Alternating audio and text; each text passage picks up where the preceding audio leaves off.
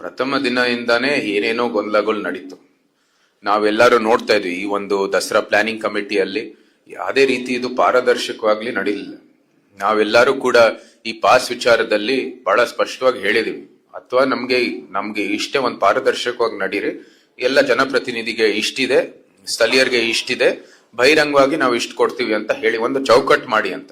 ಅಥವಾ ಯಾರಿಗೂ ಏನು ಕೊಡಬೇಡಿ, ಆದ್ರೆ ಹೇಳಿ ಪಾರದರ್ಶಕವಾಗಿ ಮಾಡಿ, ಎಲ್ಲಾರ್ಗೂ ಪಾಸ್ ವಿತರಣೆ ಮಾಡಿ, ಎಲ್ಲ ಸಂಪೂರ್ಣವಾಗಿ ಅದು ಟಿಕೆಟಿಂಗ್ ಮಾಡಿ. ನಮ್ಗೆ ಯಾರು ಜನಪ್ರತಿನಿಧಿಗಳಿಗೆ ಅಧಿಕೃತವಾಗಿ ಕಾರ್ಯಕ್ರಮದಲ್ಲಿ ಭಾಗಿಯಾಗಬೇಕಾಗಿದೆ ಅದು ನಮ್ಮ ಅಧಿಕೃತ ಸ್ಥಾನ ಕೊಡಿ, ಅಷ್ಟೇ ಸಾಕು ನಮ್ಗೆ. ಆದ್ರೆ ಪಾರದರ್ಶಕವಾಗಿ ಈ ಒಂದು ಪ್ರಕ್ರಿಯೆ ಮಾಡಿ ಅಂತ ನಾವು ವಿನಂತಿ ಮಾಡಿದ್ವಿ ಮುಂಚೆನೆ, ಇವತ್ತು ಸಹ ಆಗ್ರಹ ಮಾಡ್ತಾ ಇದೀವಿ. ಅದು ಬಿಟ್ಟು ಇಲ್ಲಿ ಏನು ಒಂದು ಸೀಟಿಂಗ್ ಅರೇಂಜ್ಮೆಂಟ್ ಇದೆ ಅದಕ್ಕಿಂತ ಮೀರಿ ಪಾಸ್ಗಳು ಬಿಡುಗಡೆ ಮಾಡಿ, ನಂತರ ಯಾರು ಪಾಸ್ಗೋಸ್ಕರ ದುಡ್ಡು ಕಟ್ಟಿದರೆ ಅವ್ರಿಗೆ ಒಳಗಡೆ ಬಿಡ್ಲಿಲ್ಲ. ಎಷ್ಟೊಂದ್ ಜನ ನಾವು ರೀಲ್ಸ್ ನೋಡ್ತಾ ಇದ್ವಿ, ಸೋಷಿಯಲ್ ಮೀಡಿಯಾಲಿ ಇರ್ಬೋದು, ತಮ್ಮದೇ ಆದಂತಹ ಒಂದು ಅಧಿಕೃತ ಮೀಡಿಯಾಲಿ ಇರ್ಬೋದು, ಯಾವುದೇ ರೀತಿಯ ಒಂದು ಒಳ್ಳೆ ಒಂದು ವ್ಯವಸ್ಥೆಯನ್ನು ಸೃಷ್ಟಿ ಮಾಡೋದ್ಲಿಲ್ಲ ಇವರು. ಅತ್ಯಂತ ಒಂದು ಅವ್ಯವಸ್ಥೆ ಅಂತ ಹೇಳಿದ್ರೆ ತಪ್ಪಾಗಲ್ಲ.